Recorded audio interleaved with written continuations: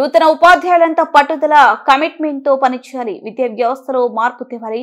విద్య అంటే ఫిన్లాండ్, ఢిల్లీ మాత్రమే కాదు, ఆంధ్ర మోడల్ ఆఫ్ ఎడ్యుకేషన్ ప్రపంచానికి చూపాల్సిన బాధ్యత మీ అందరిపై ఉంది. మంత్రి నారా లోకేష్.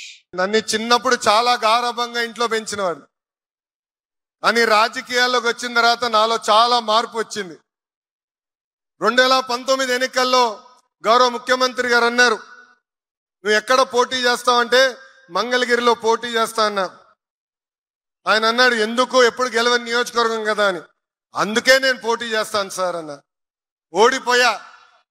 నా వల్ల గౌరవ ముఖ్యమంత్రి గారు అనేక అవమానాలు ఎదుర్కొన్నారు. కానీ ఒక పట్టుదలతో, ఒక కసితో నేను పనిచేసి తిరిగి అక్కడిని నేను గెలిచా. ఇది మీ అందరికి ఎందుకు చెప్తున్నానంటే, ఒక పట్టుదల, ఒక కమిట్మెంట్ తో పనిచేయాలి. విద్యా వ్యవస్థలో మనం మార్పు తీసుకురావాలి. ఎంతసేపు Finland, Delhi model of education కాదు, ఆంధ్ర మోడల్ ఆఫ్ ఎడ్యుకేషన్ ప్రపంచానికి మొత్తం చూపించాల్సిన బాధ్యత మనందరి పైన ఉంది. గౌరవ ముఖ్యమంత్రి గారు అడిగారు, నీకు ఏ శాఖ కావాలంటే విద్యాశాఖ ఇవ్వండి అన్న. నీ వల్ల అవుతుందా?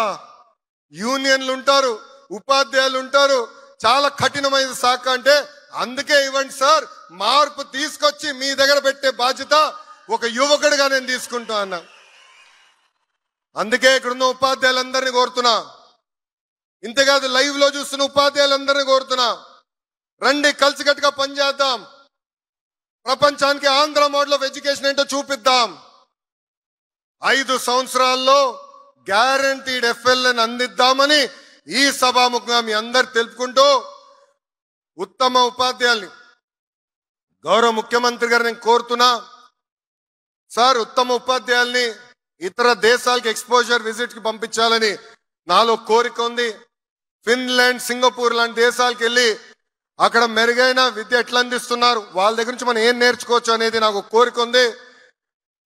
మా ఉపాధ్యాయులందరూ కూడా కోరిక ఉంది.